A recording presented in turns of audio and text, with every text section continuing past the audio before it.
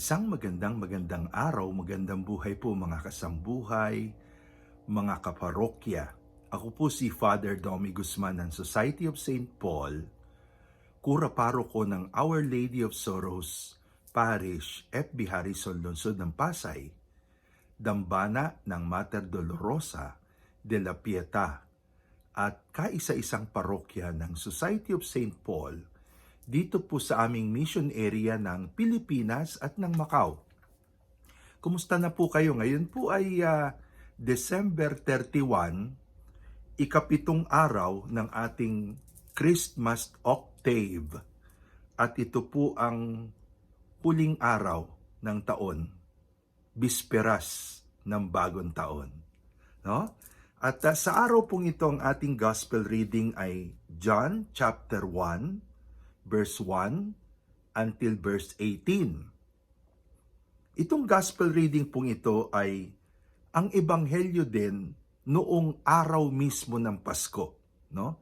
Galing po sa prologue o mga paunang salita ng ebanghelyo ni San Juan at sa maghapon na liturhiya ng Kapaskuhan ng December 25, ito po ang binabasang gospel sa misa.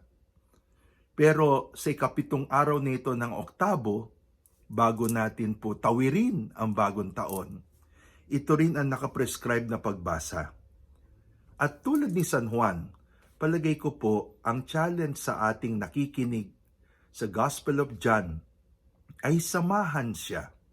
Samahan ng ebanghelistang si San Juan sa kanyang malalim na pagninilay tungkol sa pinakamahalagang bagay na naganap sa Pasko,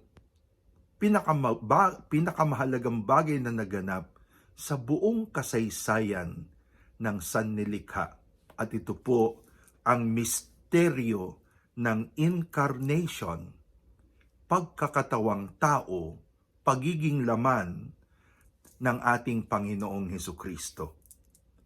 Sa limited poetry ng lengguwahe, sinikap ni San Juan na ilahad sa atin, ano ba ang yaman na meron tayo sa pagkakatawang taong ito ng ating Panginoong Hesukristo.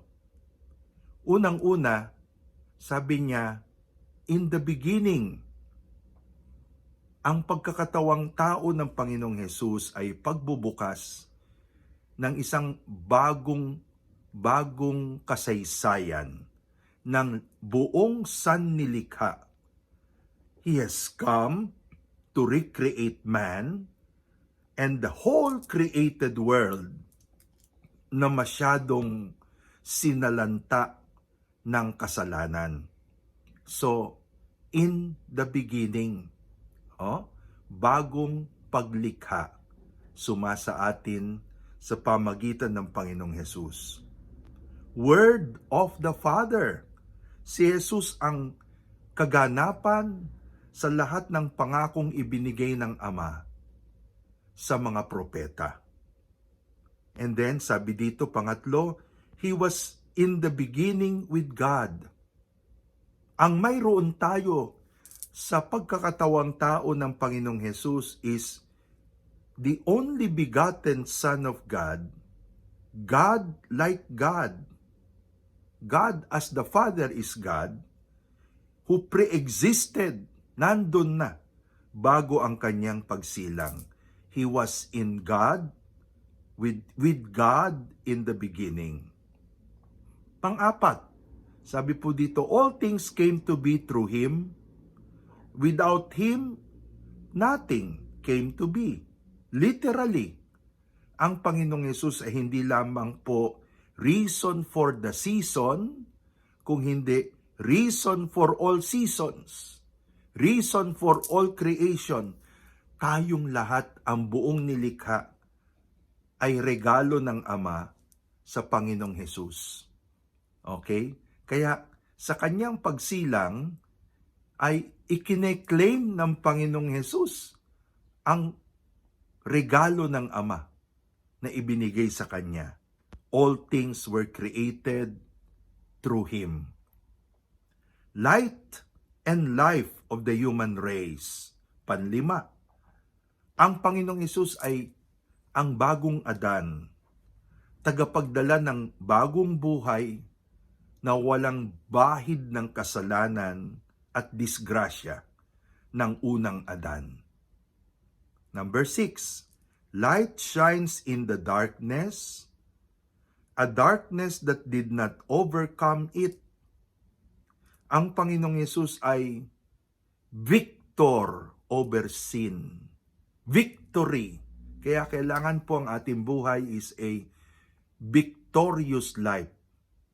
Filled not only with faith, but filled with hope coming from the Lord. Number 7, He came to what was His own, but His own people did not accept Him. Ang krus at rejection ng Panginoong Yesus ay hindi po aksidente, kung hindi ito'y bahagi ng plano ng kanyang pagliligtas. Kaya dapat nakikita natin ang krus hindi bilang kalaban, kung hindi bilang inspirasyon na ito nga ang buhay na ating sinusundan. And then, number 8, sabi po dito, to those who did not accept Him, to those who did accept Him, sa mga tumatanggap sa Kanya, He gave the power to become children of God. Ang Panginoong Yesus ay hindi lang po nagligtas sa atin, tagapagligtas, ko hindi, ibinigay niya sa atin ang karapatan, kakayahan na maging adopted children. Hindi lamang po mga nilikha, kundi adopted children of God. He made His dwelling among us. Number 9. Ang Panginoong Yesus ay naparito, talagang pinagdaanan niya, nanirahan siya, kaya siya ang Diyos na lubos na nakakaintindi ng ating mga pagkatao. He made His dwelling among us. And number 10, from His fullness, we have received grace upon grace, grace and truth. Maliban sa iba't ibang mga biyaya, pagpapagaling na binigay ng Panginoong Hesus, ang pinakamagandang ibinigay niya sa atin ay ngayon, may pagmumuka ang Ama. Namumukhaan na natin ang Ama. Jesus gives us the full revelation and the true face of God, ang tunay na mukha ng Diyos. Ang ganda po, no? Alam niyo, challenge ko po sa inyo, basahin niyo po itong gospel for the day, John 1:1-18, pagnilayan niyo kung ano yung pangako ng pagdating ng Panginoong Hesus na atin pong ipinagdiwang ng Pasko. At ngayon, habang tayo po'y dahan-dahan lumalapit sa pagtawid sa bagong taon, baunin natin ang pagbibiyaya ng Diyos na tao, ang Panginoong Hesus, ang Diyos na nagkalaman, ang Diyos na kakampi po natin. Pagpalain po kayo, and sana po paki-post, repost, paki-like, paki-share ito pong ating pagkagising sa umaga sa inyo pong timeline at sa timeline po ng inyo pong mga kaibigan, of course, always with their permission. At ask people to subscribe sa ating pong YouTube channel na Domi Guzman at sa ating pong Facebook fan page na Pagkagising sa Umaga. Nagpapasalamat po ako sa lahat ng patuloy na bumabati, nananalangin, patuloy na umaalala sa atin pong kaarawan nung 29. Tuloy-tuloy pa rin po yung iba. Pero higit po dyan, salamat po sa mga donors, devotees ng Mater Dolorosa de la Pieta na naging bahagi ng ating Rise Gift Giving sa 3 araw, 28, 29 at 30. Bibigyan po namin kayo ng updated report pagkatapos po ng lahat. Ngayon naman po, gusto kong batihin lahat ng cooperators, lahat ng virtual parishioners ng ating pagkagising sa umaga. Ang grupo na galing po sa parishes, Bible groups, ministries, Our Lady of Sorrows, ang Bible group ng Monday sa San Lorenzo, Monday prayer group ng Urdaneta, ang mga parishioners po ng Santa Maria de la Estrada, ang Two Hearts Community, ang South Mall Ministry, mga kaibigan, sina Infinity, Love, Rose B. Love at Lily Chua. Gayon din po ang Obias Ledesma Family, ang Bible group po ni na Geraldine Osher at Julie Go.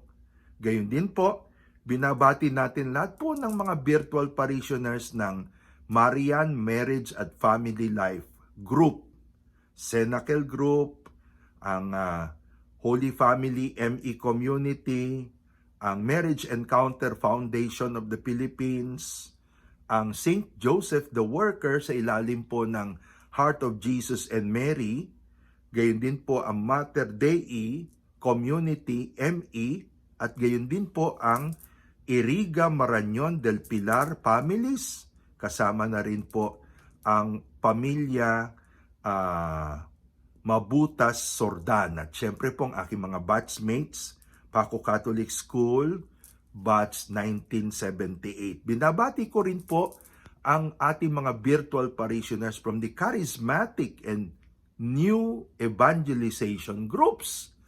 Ang God Loves Community, Acts Community, Rivers of Living Water Community, ang Buklod ng Pag-ibig Healing Community ni Father Pascual Adorable, ang Workers of Christ Community, at ang outreaches po ni Carlito Villaluz.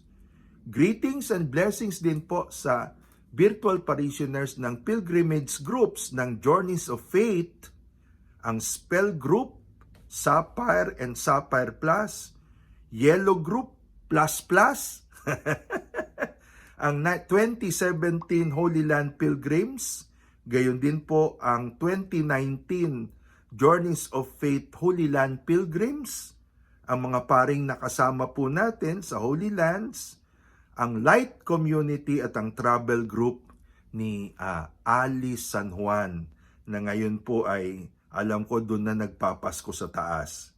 Gayon din po, binabati natin ng isang Happy New Year ang Pauline Institutes, ang Instituto Santa Familia sa iba't ibang lugar sa Maynila, sa Amerika, sa Cebu, sa Bohol, sa Davao at sa Bacolod. At syempre po ang Association of Pauline Cooperators ng Society of St. Paul. Sa atin pong lahat, tumawid tayo ng maayos sa isang bagong taon kasama ang pagpapala. In the name of Jesus.